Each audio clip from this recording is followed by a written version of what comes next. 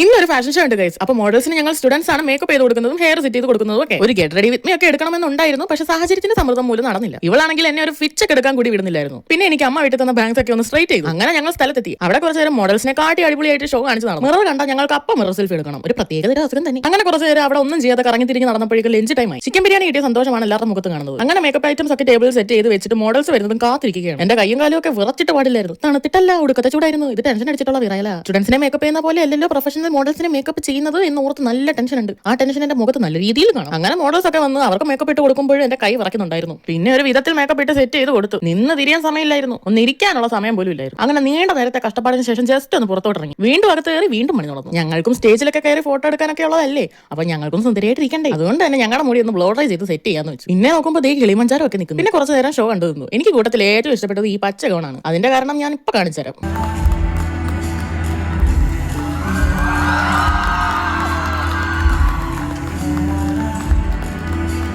എങ്ങനെയുണ്ട്? അടിപൊളിയല്ലേ? അങ്ങനെ രാവിലെ 11 മണിക്ക് എത്തിയാൽ ഞങ്ങൾ അവിടെ ഇറങ്ങിയത് രാത്രി 11 മണിക്ക്. അപ്പൊ ഓക്കെ ബൈ.